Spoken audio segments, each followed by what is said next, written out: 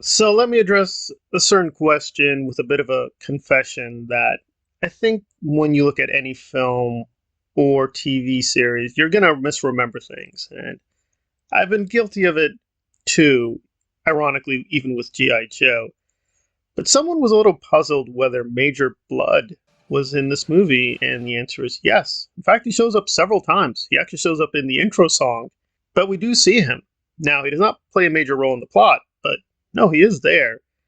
And I think that's probably one of the major issues with G.I. Joe the movie. I'm not going to claim that people have all misremembered. I'm sure a lot of people are like, no, I remember, and it was garbage. And I respect that opinion. I've never been quite sure why so many G.I. Joe fans hate this because honestly, the first time I saw it, I really liked it. I liked it a lot. I will concede, though, there are a few major problems that if you are a hardcore fan are kind of hard to get around.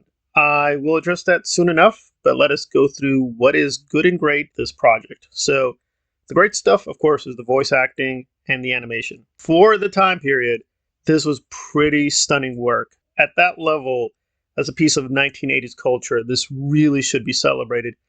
However, it does contain some of the excesses and flaws with 1980s cinema. For instance, Don Johnson, who was Falcon, to me, pretty much is meaningless, and he's a major protagonist, so he was almost a complete failure. He really didn't add anything to this film at all.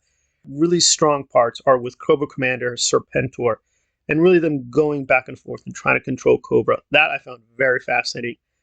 The G.I. Joe sections were also pretty strong, but again, Falcon kind of just drags everything. The new recruits are interesting, but we don't spend that much time with them. So it's really about Hawk, Duke, and some of the traditional big protagonists, and they get their little bit of limelight, but really is on the Cobra sections, and that's, I think, where the controversies really begin, because there's no doubt about it. This is doing a lot of radical retcons to what we thought was true with the cartoon series in the earlier seasons.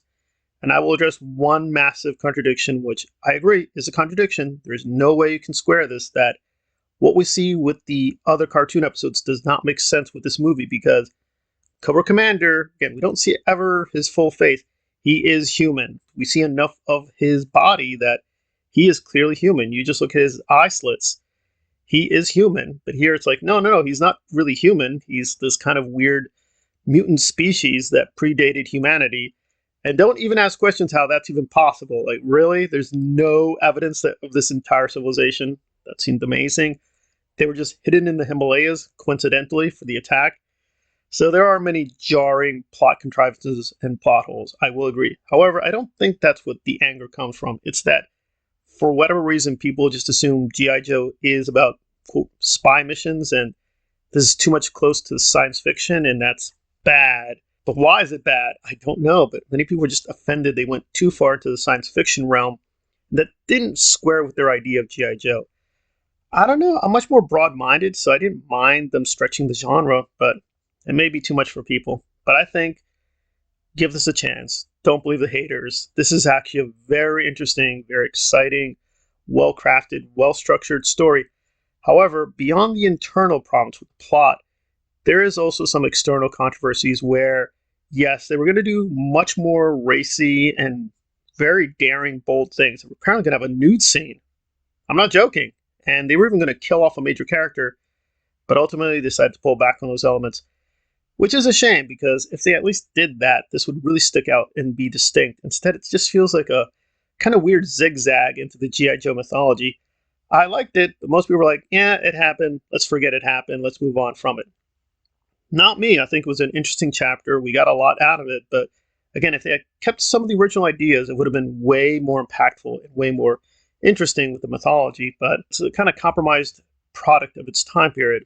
But I think especially Cobra Commander really shines in this. And even though he technically fails in this narrative, if you do continue the story, oh yes, he gets his revenge, and it is very sweet. So it is a very interesting, tragic tale of G.I. Joe and colliding with Cobra and, quote, the Cobra-la culture. But if you stay patient with the story, there are many ways where this pays off in other episodes and other parts of the series. But yes, I will admit, there are some major contradictions if you are nitpicky, but there's a lot to behold, because we get a very good showcasing of all the major characters. But unfortunately, it's very uneven with focusing too much on Falcon, and that really does drag down the story a lot, unfortunately.